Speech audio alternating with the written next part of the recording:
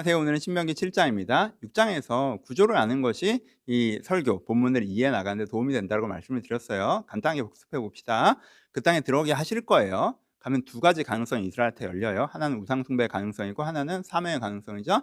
우상 숭배의 가능성을 선택하면 결과가 안 좋을 것이고 사명의 가능성을 선택하면 결과가 좋을 거예요. 그러니까 사명을 선택해야 돼요. 그럼 사명을 선택한다는 것이 무엇인지 설명을 하고요. 우상 숭배를 선택한다는 게 무엇인지 설명을 하죠. 이게 이야기의 구조라고 말씀을 드렸어요. 그런데 이것이 큰 틀에서 뭐 이렇게 논문식으로 써 있지를 않고 눈덩이를 굴리듯이, 그렇죠? 이 각각의 주제들을 반복해서 이야기하고 있다라고 말씀을 드렸어요. 이 뷰를 보시면 훨씬 더 편안하게 이 본문들을 읽히고 여러분들 좀 소화되지 않을까 생각합니다. 이 뷰를 갖고 한번 봅시다. 7장 1절에서 5절은 무슨 얘기하고 있어요? 우상 숭배를 선택하지 않아야 된다라는 얘기를 하고 있죠. 그런데 거기서 조금 더 자세히 우상 숭배를 선택한다는 것은에 대해서 자세하게 설명을 해주고 있죠. 우상 숭배를 선택한다는 것은 무엇인지에 대해서 설명해서 어디까지 얘기를 하시냐면, 네가 우상 숭배를 안 하더라도 거기 들어가서 우상 숭배한 애들 끝까지 싸우지 않고 끝까지 멸절하지 않고 대충 화해하고 살면 그건 우상 숭배를 하는 것과 마찬가지야라고 얘기해요. 좀 너무 좀 그렇지 않나? 나만 잘하면 돼가 아니라 그렇게까지 해야 되나? 여러분 이렇게 좀 이 구절들을 잘 이해 못하면 좀 불편하게 나가실 수도 있는데, 이 전쟁의 의미를 다시 한번 설명해 볼게요. 여러분 이 전쟁의 의미 설명했던 거 다시 한번 기억해 보세요. 이 전쟁은 그냥 이스라엘한테 좋은 땅 주는 전쟁이 아니라고 했죠. 이스라엘의 이익을 위한 전쟁이 이 전쟁의 핵심이 아니라고 했죠. 이 전쟁의 가장 첫 번째 핵심은 뭐라고 했어요?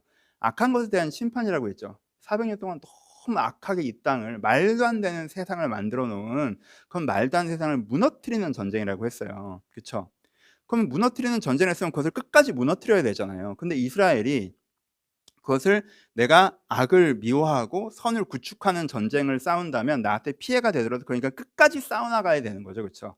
그 사람들이 정말 내가 잘못했습니다, 하나님이 맞습니다라고 기부원 거민처럼 완전 백기 들고 투항하면 그때야 생명의 기회가 있지만, 여전히 지들끼리 나쁜 짓 하고 여전히 지들끼리 정말 잔인한 삶을 살면서 잔인한 공동체를 만들고 있으면서, 야 우리가 요만큼 도와줄 테니까 그만하자라고 할 때 그래 그러면 그럼 우리 그만할 테니까 이렇게 하면 안 되는 거잖아요. 그렇죠? 포인트를 아시겠어요? 그러니까 이 전쟁의 핵심은 뭐예요? 하나님의 군사로서 악한 것과 싸우는 전쟁이기 때문에 내 이익과 상관없이 끝까지 싸워 나가야 되는 거예요. 근데 만약에 이스라엘 백성이 멈춘다는 건 무슨 뜻이에요? 어느 제는 멈춘다는 건, 어? 나 땅은 웬만큼 차지했는데, 나 살 땅 충분한데, 얘네들 끝까지 물리치려고 하면 그러다가 우리도 많이 피해가 있겠는데. 근데 얘네들이 그냥 굽신굽신하면서 저희가 농경하는 법도 가르쳐 드리고 이렇게 도와드리겠습니다, 저희랑 잘 지내시죠 하고 한단 말이야. 그럼 굳이 내가 이걸 싸울 필요가 없나? 이렇게 하지 말라는 거죠, 하나님이.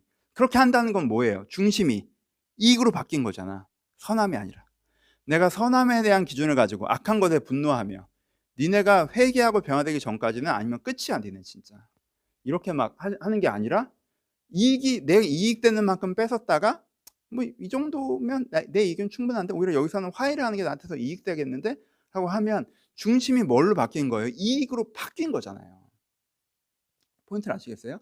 우상 숭배라고 하는 거에 첫 발을 이미 띄어버린 거란 말이에요, 그렇게 한다는 것 자체가. 그러니까 이미 내가 니네 뭐 다 죽여 뭐 이런 차원이 아니라, 내가 우리 이스라엘 그런 태도를 취하는 것 자체가 이미 하나님의 선함을 내 기준으로 삼고 하나님의 명령에 순종함을 내 기준으로 삼는 게 아니라 나의 이익을 내 기준으로 삼기 시작하는 것이기 때문에 우상 숭배의 첫 단추가 끼워져 버리는 거죠. 그렇죠? 그러지 말라고 얘기하시는 거예요. 그게 이미 우상 숭배라는 거예요. 네 기준이 너의 유익, 너의 이익, 그리고 무엇이 너한테 유익한지 네 스스로 판단하는 것, 거기서부터가 우상 숭배니까 라고 얘기를 하시는 거예요. 아시겠죠? 여러분 그러시면 안 돼요. 그러니까 현상이 변하는 거냐, 이 중심이 변하면 당연히 따라오는 거죠. 그렇게 중심이 바뀌었으면 나중에 그걸 아예 글로 가겠죠. 아예 그게 교리인 종교가 더 솔깃하겠지. 그치? 이런 교리는 불편하겠지. 네가 변화되는 거 그런 거 안 오네, 그냥 날 섬기기만 해, 그럼 네가 원하는 거 다 이루어줄게, 이게 훨씬 더 솔깃할 거 아니야, 내 중심이 원함을 기준으로 세우고 있으면. 그렇죠? 그러니까 이게 우상숭배의 출발점, 뭐 이 얘기를 너무 길게 했는데, 7장 1절부터 5절에서는 우상숭배를 하지 않아야 된다는 얘기하면서 우상숭배가 무엇인지, 네가 원함을 기준으로 세우는 것부터가, 악을 미워하지 않게 되는 것부터가 네 우상숭배의 출발점이다라고 이제 말씀해주고 계신 거고요. 6절에서 10절까지 무슨 얘기를 해요? 하나님을 사명을 선택해야 된다라고 하면서 그 선택에 대한 이유를 얘기하시는데, 왜요? 이 땅을 얻은 이유가 우리의 힘으로 한 게 아니라 하나님이 우리를 사랑하셔서 그 땅을 선물로 주신 것이기 때문이다라고 얘기하는 거죠. 그렇죠? 우리가 사명을 선택해야 돼요. 왜? 야 이거 왜가 뭐야. 너무 당연한 거지. 하나님이 너를 사랑하셔서 이런 기회를 선물로 주셨잖아. 그리고 그 선물을 주셔서 그것을 통해서 아름다운 걸 이루어 가려고 하시는 거잖아. 그것이 너에게도 좋은 것이고 세상에서 아름다운 거잖아. 그 이걸 안 할 이유가 뭐야? 네가 네 이익이나 원함을 쳐다보지 않고 이 하나님께서 나한테 주신 거라, 내 힘으로 한 게 아니라 하나님께서 주셨다는 것에 대한 감사함과, 그리고 이것이 하나님의 선물이고 하나님께서 이것들을 통해서 우리가 이루고자 하시는 것들이 아름답다는 것에 대한 그 기쁨을 내가 느끼고 있을 때 내가 사명을 선택할 수 있어 라고, 사명감을 선택할 수 있는 이유와 방법을 얘기해 주는 걸로 이제 6절부터 10절까지 진행되고요. 11절부터 16절은 이거 선택에 대한 얘기를 강조하죠. 하나님을 선택하면 하나님의 복을 주셔서 풍성한 결과에 이를 것이지만 우상숭배를 선택하면 그것이 올무가 될 것이라는 선택을 다시 한번 얘기하고요. 17절부터 26절까지는 시계가 앞으로 돌아가죠. 그래서 약간 이렇게 앞으로 돌아가서 뭐예요? 너희가 그 땅에 꼭 들어갈 거야 라는 걸 강조한 얘기로 다시 들어가요. 꼭 들어갈 거야. 그건 신경 쓰지 마. 뭐 이런 얘기를 갑자기 하세요. 왜? 그러니까는 이게 이스라엘, 그냥 저 혼자 상상해 보면 이스라엘 백성들이 이렇게 설교를 듣고 있잖아요. 근데 모세가 막 너희들 들어가서 잘해야 된다는 얘기를 엄청, 니네들 들어가서 변질되면 안 된다는 얘기를 엄청 열심히 하니까 듣는 사람 중에 일부는 아유 그 들어가야 말이지, 그 들어갈지 말지가 고민인데 이게 뭐 들어가서 얘기를 하고 있어. 지금 나한테 적용점이 좀 안 되네. 지금 나한테 힘든 숙제가 있는데 그 숙제를 해결해 주는 이 설교가 아니라, 지난번엔 그 설교에서 되게 좋았는데 그 다음에 힘들게 해결된다면 어떻게 살아갈지 설교하니까 별로 안 와닿는데 라고 이렇게 느끼는 사람도 있었을 거 아니에요. 그러니까 모세가 그런 어떤 청주를 다시 한번 이렇게 도전하면서 콜링하면서 하는 내용 같게 느껴져요, 저는. 그래서 들어가는 건 확실해. 중요한 건 들어가는 건 확실하니까 들어갈 걱정하지 말고 들어가서 잘할 생각해. 그리고 니네들이 정말 들어가서 잘할 마음을 먹고 있잖아? 그래야 들어가. 모세가 이 얘기로 17절부터 26절까지 하고 있습니다. 그래서 각각의 내용들을 여러분들이 자유롭게 묵상해 보셨으면 좋겠고요. 적용점은 두 가지, 뭐 JQT만 안 오면 저는 앞달락에 좀 집중한 것 같네요. 뭐 1절부터 5절까지가 전체에 그렇게 중요한 건 아닌데 좀 설명이 필요한 부분인 것 같아서 강조해서 얘기를 했습니다. 내 기준이 선함에서 이익으로 이렇게 싹 변하는 그 순간을 여러분들 경계하셔야 돼요.